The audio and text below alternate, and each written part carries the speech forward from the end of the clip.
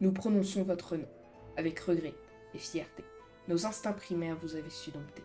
Nos âmes sauvages ont été rachetées. Un monde offert dont nous pouvions seulement rêver. Voici les premiers mots d'Hollow Knight, un jeu que j'ai toujours voulu découvrir. Et aujourd'hui, j'ai la chance de vous partager mon aventure. Alors laissez-vous porter et bienvenue dans le mystérieux royaume d'Hollow Nest.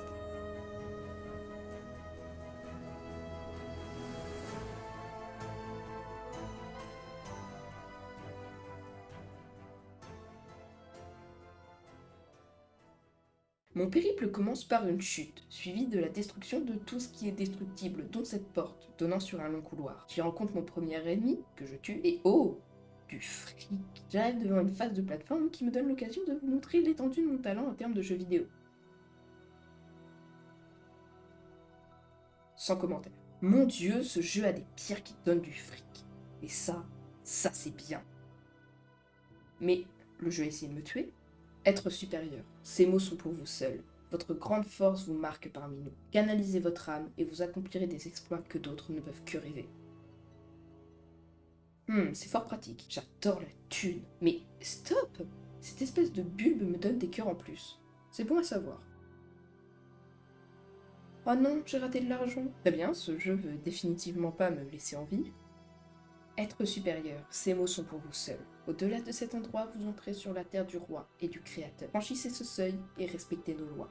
Soyez témoins de la dernière et unique civilisation, le royaume éternel, Hollow Nest.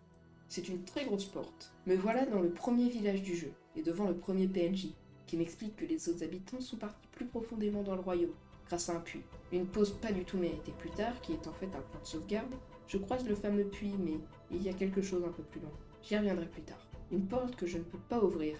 C'est décevant. Bon, il faut descendre. Argent. En partant à droite, me voilà face à cet étrange bâtiment orné de 3 masques que j'ai vu dans l'intro. Bingo! C'est l'œuf marqué de ces 3 mêmes masques, mais accompagné de ce drôle de personnage qui se nomme Quirrell, qui sera sûrement très utile par la suite. Mais pour l'instant, le jeu ne mourra pas cette fois, mais bien essayé. Tu es menaçant. Excuse-moi, j'ai rien dit. Qu'est-ce que... Mais... Ces pierres vont me rendre addict. Ces portes sont fermées, dommage. Alors... Cool. Je ne peux pas attraper ce truc, il me faudra un power-up. Chaque chenipan que je rapporte me donne de l'argent. C'est un business. Une nouvelle zone? Ah non, elle est bloquée. Ce mec est un cartographe, il me propose d'acheter une copie de sa carte. Parfait, ce sera utile. 2 chemins s'offrent à moi. En allant à gauche, je tombe sur... C'est de la torture. Oh, mais toujours plus. Cet ennemi est rentable. Et en voilà un autre. Jackpot. C'est un combat en cage?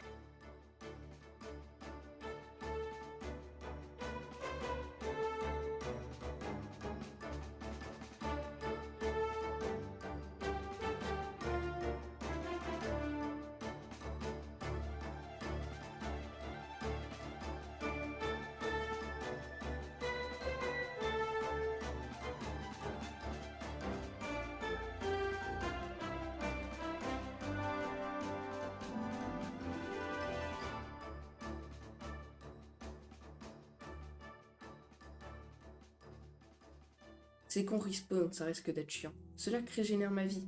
Il y a aussi un point de sauvegarde. Je ne peux pas aller sur le chemin du dessus. Tout ça pour de l'argent. Et je ne regrette rien. Plus loin, je tombe une nouvelle fois sur ces trucs en armure. Je l'annihile. Alors, je veux bien essayer, mais... C'est une arène, n'est-ce pas?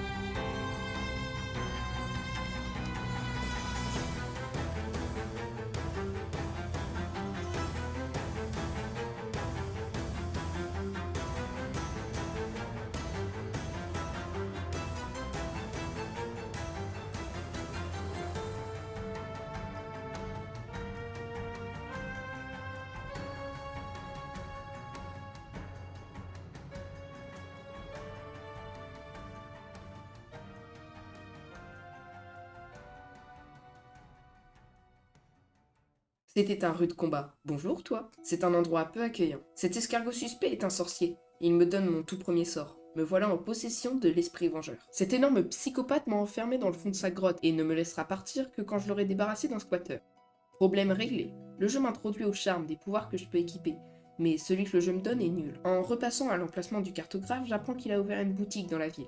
Je suis curieux, j'irai faire un tour. Mais avant, voilà une bonne chose de faite. La boutique n'est pas tenue par notre ami, mais par sa femme, Isalda. À cette boutique, j'achète une plume qui me permet de créer des cartes moi-même avec des bases. Et mon premier vrai charme, il me donne constamment ma position sur la carte. Effectivement, la map a bien changé. Ça va m'être très utile car j'ai du mal à me localiser dans de grandes zones. Bienvenue à Verchemin. Ah, c'est un problème.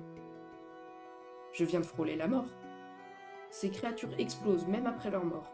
Ce banc paraît posé aléatoirement, mais il me sera sûrement très utile. Bonjour. Ah, mais non, pars pas. Je peux pas la suivre. J'imagine que je vais la revoir. Meurs. Des papiers au sol.